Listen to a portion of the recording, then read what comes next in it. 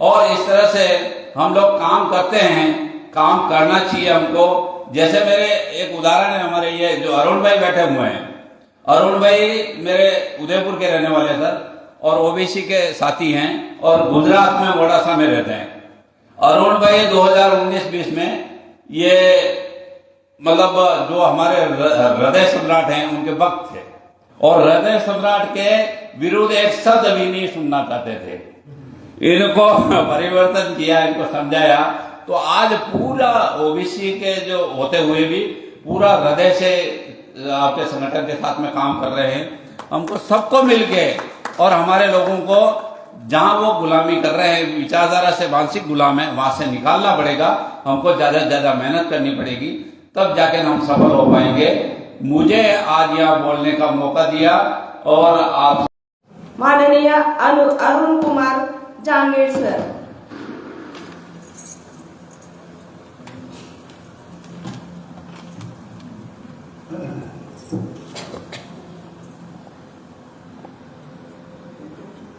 जय मूल्यवासी साथियों, जय भीम, जय जोहार, जय संविधान। मैं अपनी बात स्टार्ट करने से पहले संचालक महोदय का धन्यवाद करता हूं और जिस प्रकार से हमारे देश में एक बात चलती है, जितनी जिसकी संख्या भारी उसकी उतनी हिस्सेदारी, तो इसके पीछे एक बात और भी है, जिसकी जितनी संख्या भारी उसकी इतनी हिस्सेदारी, उसकी उतनी जिम्मेदारी। अगर हम जिम्मेदारी से हटते हैं तो हमारी लड़ाई लड़ेगा कौन। मैंने रेकवाल साहब जी से और डीआर ओल साहब जी से, मैंने दोनों सर जी से बात करी थी कि मेरे जियाजी हॉस्पिटल में एडमिट है, उनको हार्ट अटैक आया है और हार्ट अटैक आने की वजह से मेरे को आने में प्रॉब्लम है और मेरे साथ में मैंने 4 आदमी को तैयार किया था, उसमें से 2 नहीं आ पाए और अगर मैं नहीं आता हूं तो मेरे साथ में एक व्यक्ति है सुमित कुमार जी सोलंकी, जो अभी यहाँ गुजरात से हाजिर है, वो भी नहीं आएंगे। अगर मैं चाहता तो मैं मेरी सिस्टर के जियाजी को लेके नहीं आता और सर जी भी मुझे नहीं कहते कि भाई वो आदमी नहीं आया, उसका कारण ये है। लेकिन जिस प्रकार से देश भर में बात चलती है, बात चलना और उसके ऊपर काम करना, ये दोनों बातें साथ होगी तभी हम कर पाएंगे। मैं मेरी सिस्टर को मिला, सिस्टर को मिलने के लिए जो सर मेरे को होल सर जी ने बताया, मैंने उसको बोला मैं ओबीसी हूं और ओबीसी के ऊपर काम कर रहा हूं, जियाजी हॉस्पिटल में है, हार्ट अटैक आया हुआ है, लेकिन इस देश के अंदर ओबीसी का जो कार्यक्रम भारतीय कर्मचारी संघ और भारतीय स्वाभिमानी संघ ने पहला नागपुर में लगाया है, उस कार्यक्रम में मैं अगर नहीं जाता हूं तो वहां फिर हमारे ओबीसी की बात करेगा कौन? गुजरात की तरफ से। देश भर से तो बात करेंगे, लेकिन गुजरात की तरफ से कौन बात करेगा? इस जिम्मेदारी को समझते हुए, इस नारे को समझते हुए आज मैं आपके सामने हाजिर हुआ हूं और अपनी बात रखने का प्रयास करता हूं। गुजरात के अंदर ही अभी जीपीएससी का एग्जाम हुआ था सर, उस जीपीएससी के एग्जाम के अंदर मैंने कई जगह पे बात भी करी और बताया भी कि जिस प्रकार से लोकतंत्र के चारों पिलर पर मनुवादी लोग विराजमान हैं और मनुवादी लोग ही एससी एसटी ओबीसी के नंबर काटते हैं और नंबर काटने के बाद उनकी जो पोस्टिंग होती है वो लिखित परीक्षा में तो मार्क्स बहुत अच्छे लेके आते हैं, लेकिन इंटरव्यू जब होता है तब जाति देखी जाती है। और उसका ताजा उदाहरण है जीपीएससी एग्जाम का, इसमें गुजराती में लिखा हुआ, मैं इसको हिंदी में करूंगा। थोड़ी सी बात है, नापास थयल एससी उम्मीदवार ना गुण, इसका मतलब है नापास किए हुए, फेल किए हुए एससी बच्चों के गुण। उन एससी बच्चों के लिखित परीक्षा में मार्क्स हैं 387.25, 391.50, 396.25, 392.50, 397.25, 406.30, 412.25, 393.50, 393 और 401, यानी कि ये बच्चे जीपीएससी के परीक्षा के अंदर 400 के नजदीक नंबर लेके आए। और नंबर लाने के बाद में हमारे देश के प्रधानमंत्री जो डमरू बजाकर, डमरू दिखाकर पूरे ओबीसी समाज को, हमारे देश के प्रधानमंत्री जी को जो नॉमिनेट किया है वो ओबीसी को गुमराह करने के लिए ही किया है। हम ओबीसी के लिए उन्होंने कोई काम नहीं किया। उन्होंने ईडब्ल्यूएस आरक्षण लेके आया, वोट हमारा लिया, आरक्षण ईडब्ल्यूएस वालों को दिया जो मनुवादियों के पक्ष में है, और उसके बाद में वो मनुवादी बच्चे ईडब्ल्यूएस के अंदर नंबर लेके आते हैं 381, 383, 385, 376, 389, 385, 386, 385, 386, जो एक भी बच्चा 400 के ऊपर नहीं है, उन बच्चों की ये मार्क्स है लिखित परीक्षा में। इसके बाद में ओबीसी के बच्चों के मार्क्स है 412, 407, 402, 409, 411, 414, 407, 409, 429, 405, 404, 413 और 404, ये 12 बच्चों की मेरिट लिस्ट की जीपीएससी एग्जाम की जो जुलाई 2025 के अंदर था, उसकी ये रिपोर्ट है। इसका विरोध किया हरिभाई चौधरी जो बीजेपी के मंत्री है गुजरात के। ईडब्ल्यूएस लाने वाले बीजेपी वाले, ईडब्ल्यूएस का विरोध करने वाले हरिभाई चौधरी बीजेपी से, यानी कि हमारे को मूर्ख बनाने वाले भी बीजेपी, हमारे को बचाने वाले भी बीजेपी। अब इन बच्चों के अंदर इंटरव्यू होता है, उस इंटरव्यू के अंदर एससी के बच्चों को मार्क्स दिया जाता है 35, 24, 40, 35, 30, 52, 25, 30, 39, 32, 31 और 24। उसके बाद में ओबीसी के बच्चों को मार्क्स दिया जाता है जो सभी बच्चे 12 बच्चे 400 से ऊपर है। 26, 25, 20, 22, 35, 32, 20, 21, 33, 20 और 21, ये इंटरव्यू के मार्क्स है।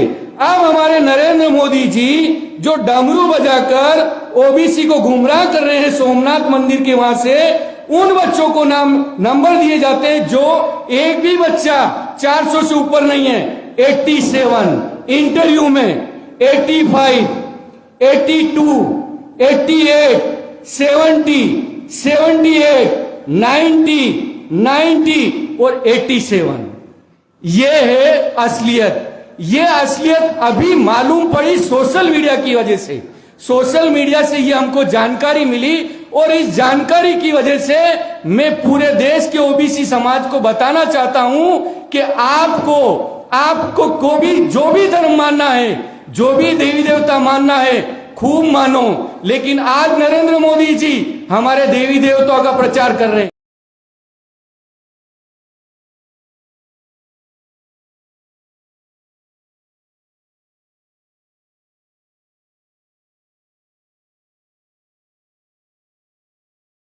ऐसा लोकतंत्र नहीं कहता। लोकतंत्र पूरे देश के अंदर जो जनसंख्या है उनके सामाजिक, शैक्षणिक और आर्थिक विकास के लिए बात करने को लिए कहता है, मगर देश का 52% वोट ओबीसी का होने की वजह से कोई भी एमएलए, एमपी या प्रधानमंत्री ओबीसी के वोट के बिना देश की सत्ता में नहीं पहुंच सकता। इसलिए ओबीसी धार्मिक प्रवृत्ति का होने की वजह से हमारे देश के प्रधानमंत्री मंदिरों में जाके ये भारत का जो ब्राह्मण मनिया मीडिया है उनको दिखाता है। अगर मीडिया को दिखाना है तो ये मार्क्स बताए ना, तो ओबीसी को मालूम पड़ेगा कि ओबीसी के दुश्मन मुसलमान नहीं, यही मनुवादी लोग हैं। मैं पूरे देश के ओबीसी समाज से ये कहना चाहता हूं कि आपको जिन देवी देवताओं को मानना है खूब माने, मगर आपको आईएएस बनने का, आपको IAPS बनने का, आपको सरपंच बनने का, आपको MLA MP बनने का, आपको डॉक्टर इंजीनियर बनने का अधिकार देवी देवताओं ने नहीं दिए। आपको ये अधिकार विश्व रत्न महामानव बाबा साहब भीमराव अंबेडकर ने दिए हैं। इसलिए आप बाबा साहब भीमराव अंबेडकर को पढ़ेंगे, उनके आंदोलनों को चलाने वालों को साथ सहयोग करेंगे। आने वाले दिन के अंदर आप भी इस देश के हुक्मरान बनेंगे।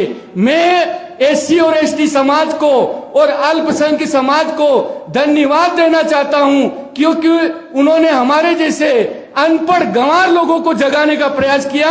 और वो एग्जाम्पल है उदयपुर के संवैधानिक अधिकार जन जागृति के गणेश लाल जी रायकवाल साहब। मैं आज जब तक कुर्नूल के अधिवेशन में नहीं गया था, उससे पहले ऐसा सोचता था कि सभी धर्म बराबर है और सभी धर्मों को हमें मानता था। उसी प्रकार से आज मुझे मालूम पड़ा कि SC ST OBC के लिए लड़ाई लड़ रहा है और SC ST हमारे लिए जान दे रहा है। तो हमें भी SC ST OBC और अल्पसंख्यक के साथ में रह के लड़ाई लड़नी चाहिए।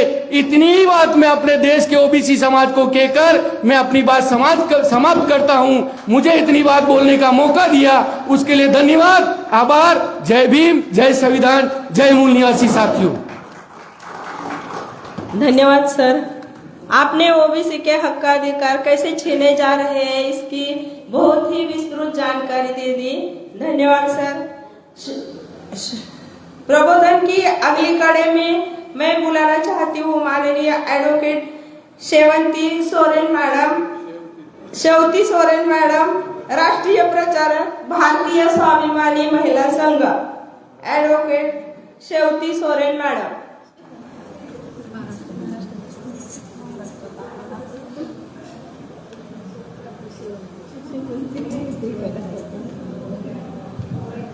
धन्यवाद मैडम। वक्ता की अगली कड़ी में मैं बुलाना चाहती हूँ, अनुरोध करती हूँ कि माननीय DRO सर, राष्ट्रीय अध्यक्ष भारतीय कर्मचारी संघ, इनको मैं अनुरोध करती हूँ कि अपनी बात यहाँ रख के।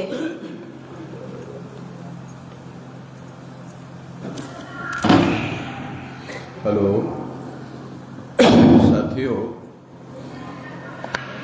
भारतीय स्वाभिमानी संघ के प्रथम राष्ट्रीय अधिवेशन के प्रथम प्रबोधन सत्र में उपस्थित आज के सत्र की अध्यक्षता करने वाले माननीय चंद्र रेकवाल साहब, राष्ट्रीय अध्यक्ष भारतीय स्वाभिमानी संघ, इस सत्र में अपने विचार रखने वाले एडवोकेट नंदकिशोर पटेल, मध्य प्रदेश हाईकोर्ट जबलपुर,